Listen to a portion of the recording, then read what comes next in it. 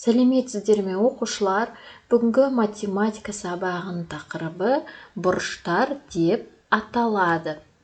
Қолымызға бір парақ қағазды алып, суреттегідей 2 рет бүктеп көр. Осылай бүктеу арқылы тік бұрыштың моделін жасадың. Неше бұрыш шықты? Яғни бұрыш дегеніміз қағаздың бүктелген жерін санап көр. Нешеу шықты? Енді осы қағазды тағы бір рет бір-біріне беттестіріп, тағы да бүктеп көр. Енді осы тік бұрыштары мен тік емес бұрыштарын салыстырып көр. Тапсырманы орындап көрдік пе? Енді сабақтың тақырыбына өтейік. Суретте сендерге бұрыштар берілген. Бірінші бұрыш тік бұрыш деп аталады. Екінші бұрыш сүйір бұрыш деп аталады. Үшінші доғал бұрыш деп аталады. Бұл бұрыштардың бұлай аталу себебі неде? Келесі тапсырмаларды орындау арқылы білеміз. Бірінші суретте 90 градусқа тең, ол бізде тік бұрыш деп аталады. Яғни тік бұрыш бұлай түп-түзу сызылады.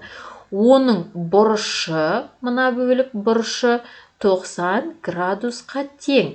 Яғни мұндай бұрышты біз тік бұрыш дейміз. Енді сендерге мынандай тапсырма. Айналадағы тік бұрышы бар заттарды тауып атап көр. Қай заттарда тік бұрышы бар? Яғни тік болады. Келесі екінші бұрыш ол сүйір бұрыш.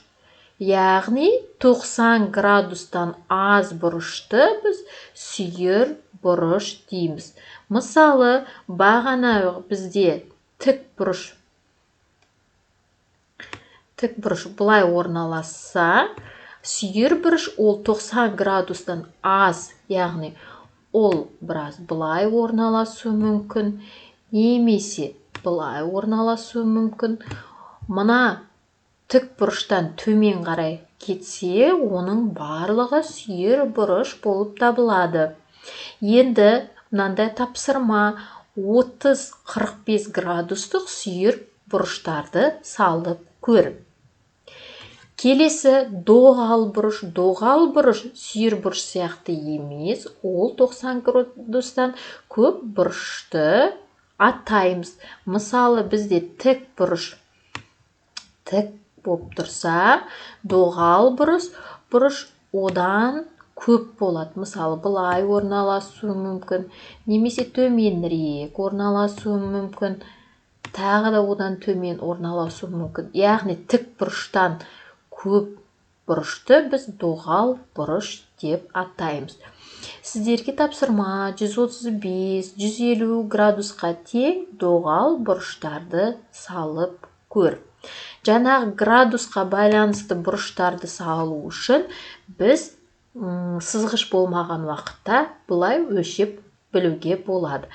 Алақанымыздағы саусақтарға назар аударамыз.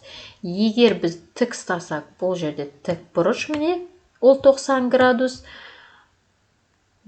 Одан кейін 60 градус.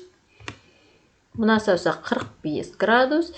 Келесі саусақ 30 градусты көрсетеді. Енді алдымызға сызғыш алып, тік бұрышты сызып көрейік. Бұл жерде тік бұрышты сызу үшін біз ең бірінші мынандай сызық жасаймыз, және оны сызғышты айналдырып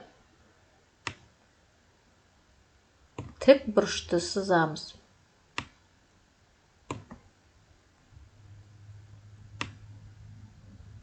Бұл міне 90 градусқа тең тік бұрыш болып табылады. Сызғыштың міне бұл жерде көрсеткіш 90-ды көрсетіп тұр. Яғни біз 90 градусты тік бұрышты сыздық. Келесі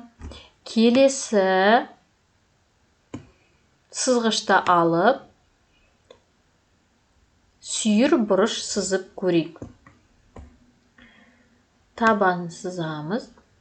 Одан кейін сызғышты айналдыру арқылы біз сүйір бұрыш сызамыз. Сүйір бұрыш былай болады. Бұл бәрі сүйір бұрыш.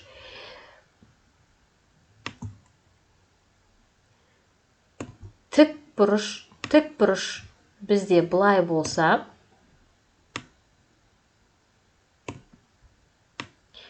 бұл бізде тік бұрыш болса, мына бөлік бізде мына бөлік сүйір бұрыш болып табылады.